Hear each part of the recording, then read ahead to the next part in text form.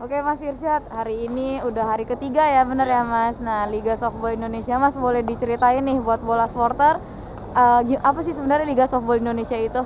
Oke, Liga Softball Indonesia itu sebenarnya sudah pernah ada ya di Indonesia.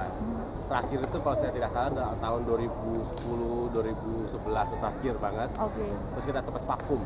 Nah, vakum itu lumayan lama tuh, mungkin hampir ya 13-15 tahunan ya. Oke. Vakumnya. Kenapa vakum? Karena waktu itu ada beberapa hal. Yang paling nyata adalah ya ada renovasi lapangan untuk Asian Games. Kemudian ada kena pandemi. Itu kita lama tuh kan vakum. Habis itu kita coba mulai lagi. Jadi kita para senior kita untuk mencoba untuk mengaktifkan kembali Liga Softball Indonesia. Apalagi melihat belakangan ini prestasi kita di softball menurun di internasional. Jadi makanya para senior itu berkumpul dan kita melakukan berinisiatif untuk mengadakan kembali Liga Softball Indonesia. Nah, rencananya ini seri pertama dan ini semoga tidak yang terakhir ya. Jadi kita akan lanjutkan terus di dalam plan kita, di lepas plan kita di tahun depan 2024 kita masih ada punya 4 seri lagi. Dan kita akan berpindah kota ya, jangan cuma di Jakarta aja, kita akan keliling di beberapa kota lain, misalnya contohnya di Banten, di Bandung, di Surabaya ya. Sehingga bisa menarik juga animo masyarakat yang di sana ya. Beberapa softball kan banyak ya di luar Jakarta. Nah, pada yang seri 1 ini kita ada 6 tim putra dan 5 tim putri. 6 tim putra itu terdiri dari Rubber Ducks, Garuda, ada Mohicans, ada Raja Wali, ada tim Jabar, dan ada tim Doberman. Kalau di putri ada Baladewa, ada Garuda, ada Blue Jays, ada Bumi Asri, dan ada Jabar. Jadi emang animonya ketika kita buka kemarin itu cukup tinggi ya. Tapi memang kendalanya saat itu memang kita berdekatan dengan beberapa turnamen.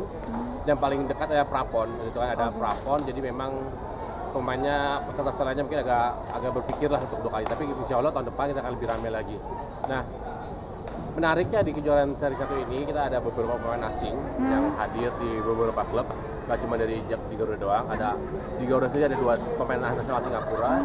Di tim Mohicans Lampung itu ada 1 orang pemain pemain Malaysia. Kemudian di Rubber Ducks itu ada 1 orang pemain Singapura juga, dan ada 3 orang Jepang. Di putri ada tim Baladewa itu ada 4 orang Filipin.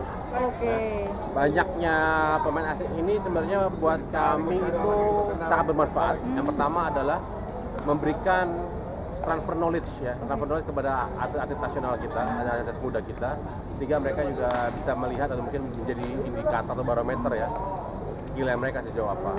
Yang kedua, meningkatkan juga dari sisi daya tarik penonton atau mungkin komunitas ya, penggemar softball di Jakarta paling tidak itu mau datang dan mau lihat aksi dari para pemain asing ini. Dan pemain asing ini pun juga memiliki kemampuan di atas rata-rata ya. Jadi memang buat mereka ya cukup menarik lah ditonton. Dan yang ketiga, dia akan memberikan beberapa poin-poin penting atau memberikan beberapa selain transfer juga akan memberikan membuat liganya itu terbukti gitu. Jadi sebagai liga itu dipercaya sama international community.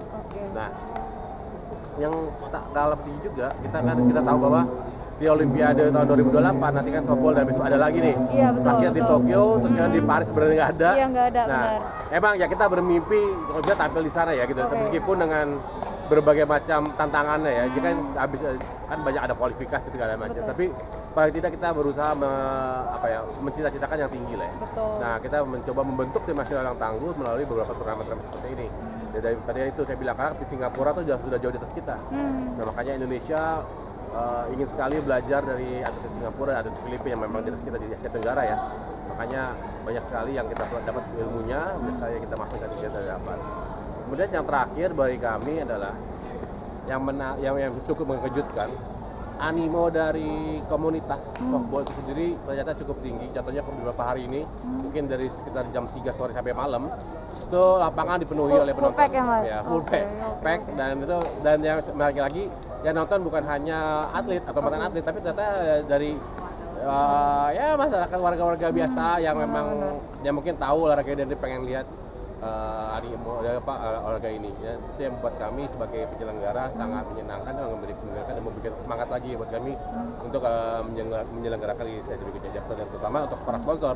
Karena sponsor akan senang kalau ramai kan gitu. Iya, benar-benar. Gitu, berarti bisa dikatakan olahraga softball udah mulai masif di Indonesia ya, Mas ya. Betul. Oke. Nah, tapi kalau yang Mas Isyad udah mention nih sebelumnya ada pemain asing. Nah, kalau Mas Isyad sendiri dengan hadirnya pemain asing ini ngelihat persaingan di antara tim itu gimana nih, Mas?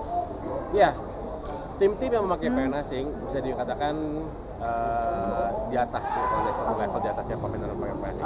Mungkin karena memang ya pemain asing yang ditarik pun juga pemain asing yang berkualitas. Betul. Ya. Tapi untuk pemain yang tidak memakai pemain asing, mereka mendapatkan experience baru. Ya. Jadi contoh ya, tim yang tidak pemain asing dia akan mendapatkan melawan pitcher yang melempar itu dengan kecepatan 116 km/jam, yang mana tim pitcher Indonesia belum pernah ada segitu kecepatnya. Jadi mereka mendapatkan suatu experience yang baru kan, dan mendapatkan ya merasakan dan melihat mencoba, akhirnya ada beberapa pemain yang bisa membukunya.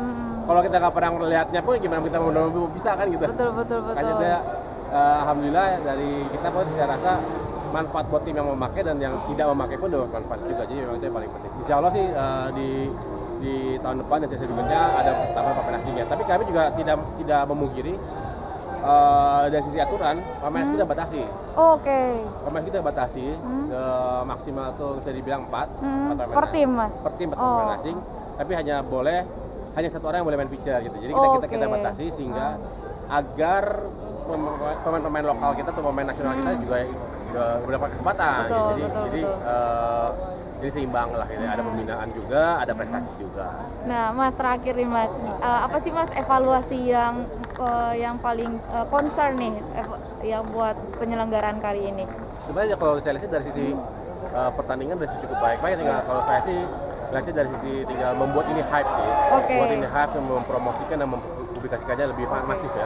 Sehingga para warga dapat datang dan ingin ikut memeriahkan ya. Ikut memeriahkan. Dan kalau orang yang datang mendaftar mencoba olahraga ini, tentunya kan akan animenya akan lebih tinggi ya. Itu ya. Berarti harapannya pengennya lebih masif lah, lebih dikenal seperti itu ya, Mas. Betul. Olahraga softball. Oke deh, makasih Mas Irsya. Terima kasih sudah menonton. Silakan subscribe, like, dan jangan lupa komen di bawah ya Bola Spotter.